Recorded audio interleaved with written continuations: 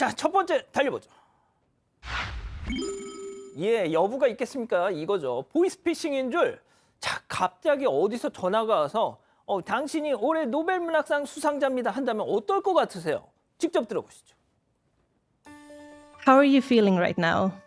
I'm so surprised and absolutely I'm honored. How did you find out about the prize?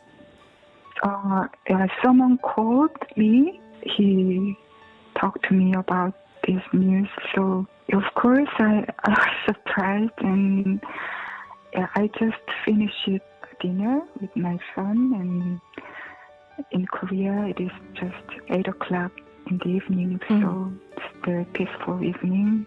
I was really surprised. You're the first literature laureate from South Korea. Mhm. How does that feel?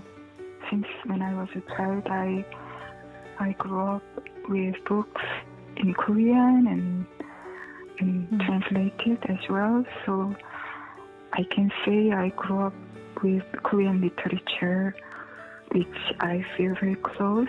So I hope this news is nice for Korean literature readers and my friends, writers, and yeah.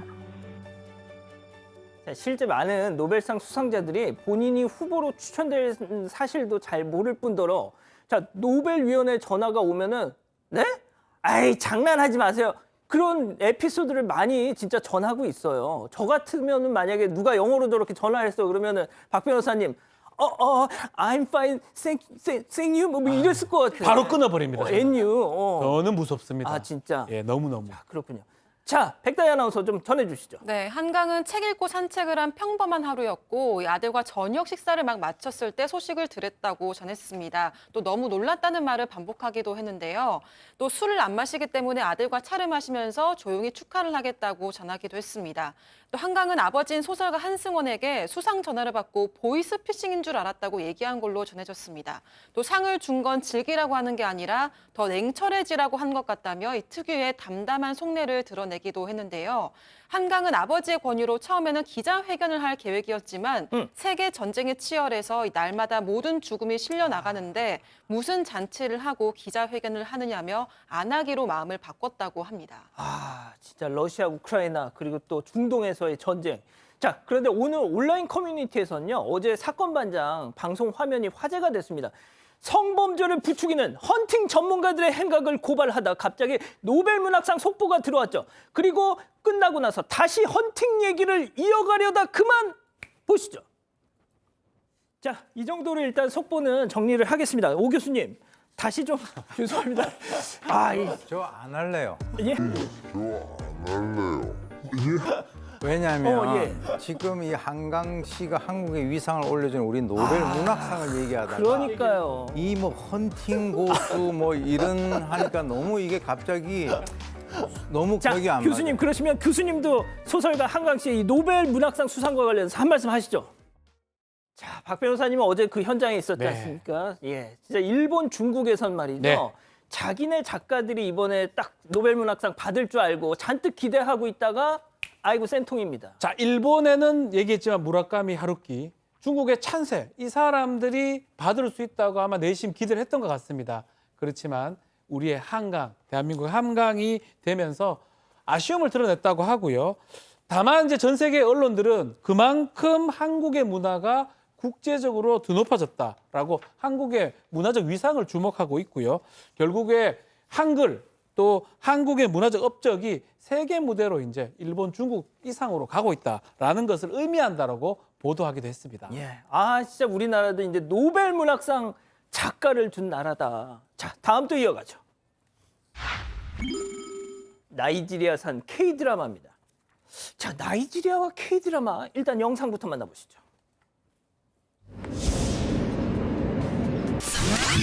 빨리 가자. 빨리.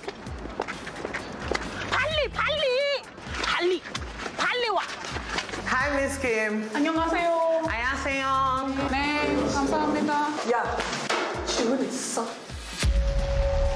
야, 얘한테 지금 뭐라는 거야? 안녕. 변기에 앉아. My name is Daniel. 야, 집중해. 야. 그러니까 오늘은 월화수목금토일에 대해 배우고 있어요. 월요일, 화요일, 수요일, 목요일, 토요일, 금요일, 일요일. 그러니까 아니 박 교수님 이거 지금 무슨 더빙한 거예요? 뭐예요? 네, 너무 재밌죠. 이게 지금 나이지리아의 영화예요. My Sunshine이라는 제목을 가진 영화인데 이게 지금 한국어로 만들어지고 있다고 합니다. 근데 나이지리아는 아프리카에서도 영화 사업이 상당히 발달한 나라래요. 근데 지금 이 설정은 한 여학생의 아버지가 코리안, 한국에 이제 뭐 북의 계통을 가지고 있어서 한국인 학교에 장학금을 받고 이제 들어가게 되고 그 안에서 굉장히 인기 많은 남학생과 사랑이 이루어지는 그런 전형적인 하이틴 로맨스인데요.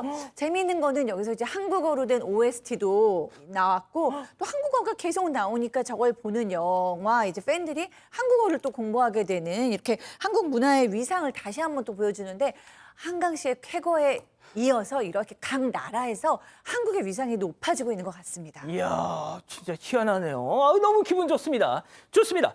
바로 다음 또 이어가죠. 피할 새도 없이 쾅입니다. 충격적인 제보 영상 만나보시죠. 자, 불박차 잘 달립니다. 앞차와 거리 가고 이거 뭐야 이거? 깜짝이야.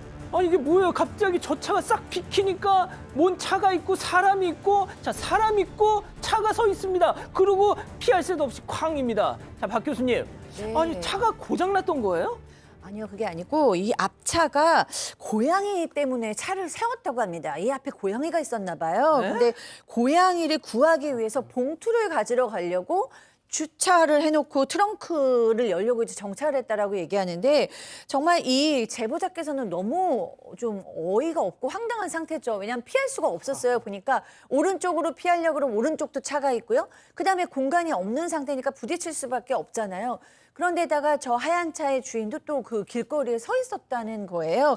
그렇기 때문에 지금 뭐 다 같이 다쳤다고 합니다. 운전하신 제보자도 그 순간에 정신을 잃었었다라고 얘기하고 또 상대 운전사와 동승자도 부상을 입어서 지금 병원에서 치료 중이라고 합니다. 자, 뭐 제가 뭐 굳이 뭐 잘잘못을 따지자는 건 아니지만 이 블랙박스 차량, 제보자 차량 앞에 가던 싹 피하던 차가 앞에서 뭐 깜빡이라도 좀 켜주면서 좀 서행을 했더라면 어땠을까 싶은데 자, 팀장님.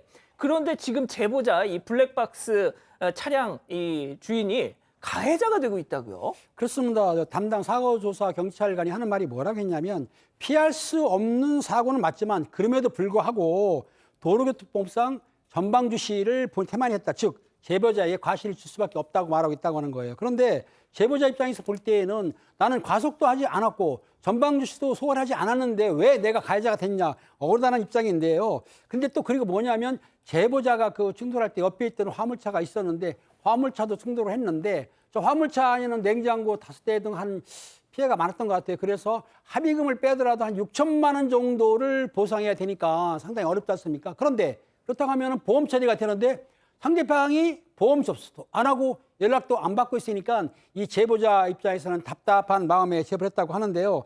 누구한테나 일어날 수 있지 않습니까? 그렇기 때문에 항상 경각심을 갖자고 얘기하는데 제가 보기에는 아까 그 서 있던 차량이 있지 않습니까? 그 차도 도로 1차선에 그냥 서 있다고 한다면 어느 정도 책임이 있기 때문에 요거는 사고조사 경찰관이 좀 철저하게 조사를 해야 될 것 같습니다. 알겠습니다.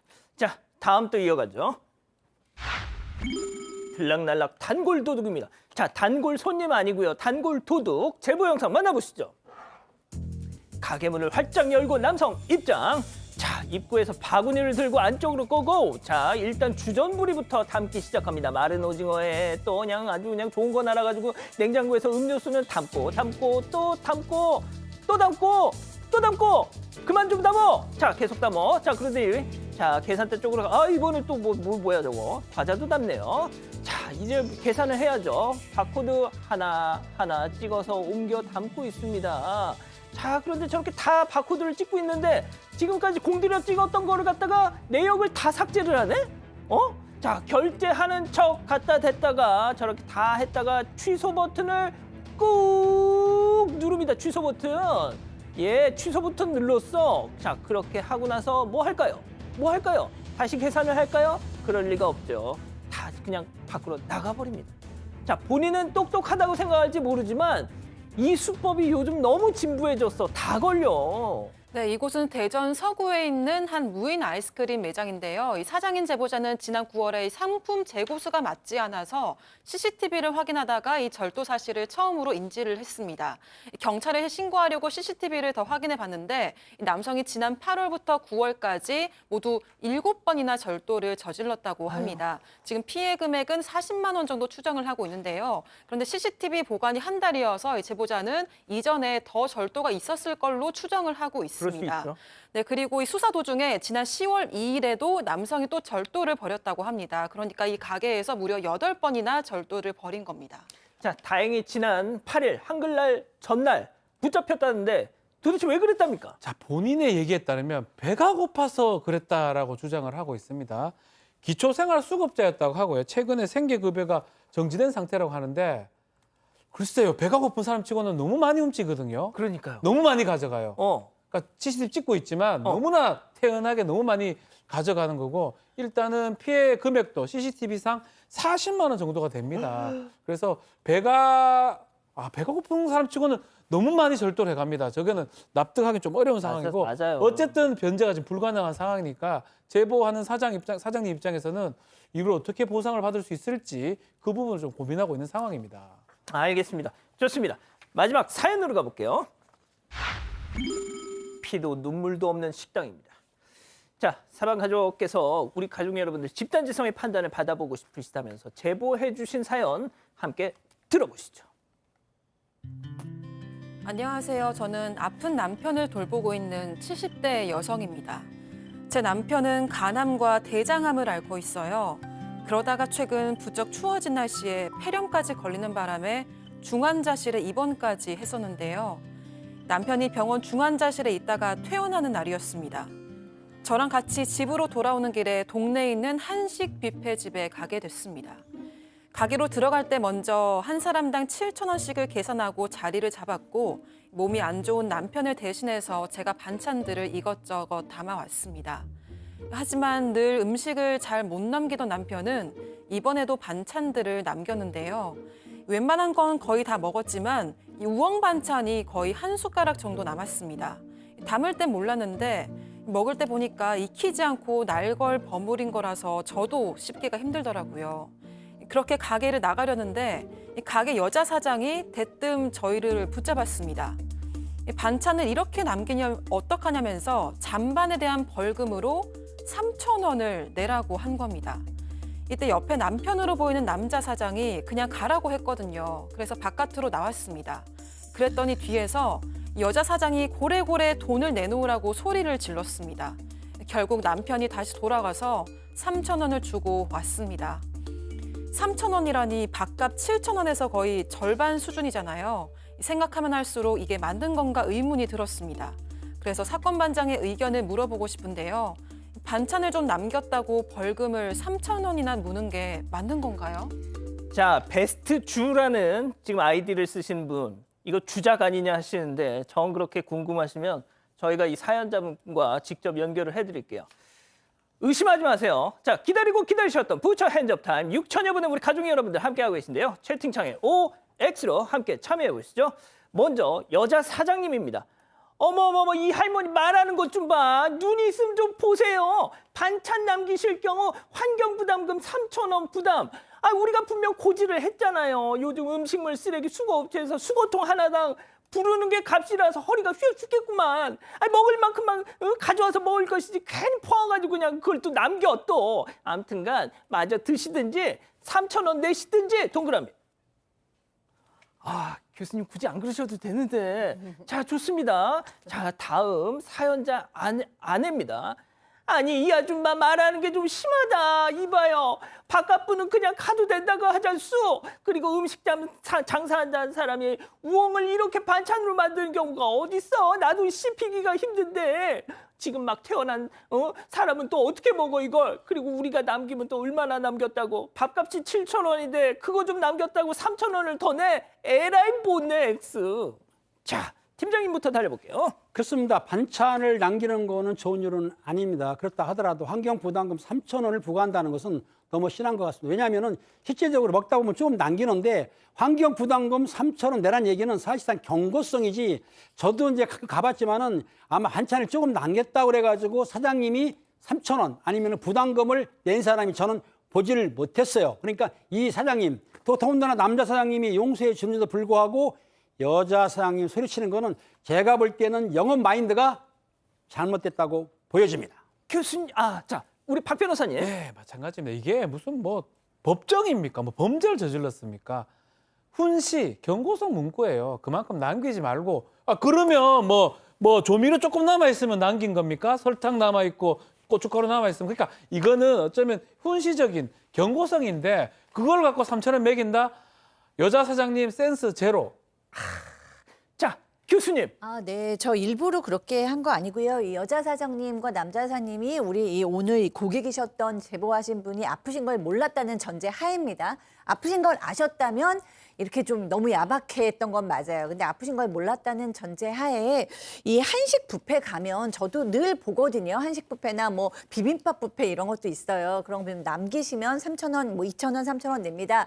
라고 써 있으면 되게 조심해서 남기지 않게 먹게 되거든요. 그러니까 이게 하나의 그 룰처럼 된 거기 때문에 사실 요즘 자영업 하시는 분들 너무 어렵다고 해요. 그럼 반찬 남기는 거 아깝고 그렇게 다 공지했을 경우에는 사실 부과한다고 해서 그걸 욕할 수는 없을 것 같습니다. 마음으로는 좀 너무 야박하네, 그걸 진짜로 받아 이렇게 생각할 수는 있지만 공지를 해놓은 것을 이런 경우가 예를 들어서 반찬이 하루에 이렇게 남기시는 분이 한 50명 된다고 생각해 보면 그 사장님도 얼마나 속상하시겠어요. 그러나 아픈 걸 모르는 전제 하에입니다. 그렇군요. 예. 뭐 박 변호사님 하실 말씀? 아니에요. 50명을 남길 리가 그러니까요. 있어요? 좋습니다. 네. 자, 우리 가족 여러분들 의견은요? 네, 한인자님, 사장이 너무 융통성이 없습니다. 너무합니다라고 하셨고요. MH나라님, 남기면 벌금 낸다 적혀 있어도 실제로 받는 곳 못 봤습니다라고 하셨습니다. 하지만 이미숙님은 규칙은 규칙이라고 하셨습니다. 그렇군요. 뭐 생각이 다 저마다 다르실 수 있죠.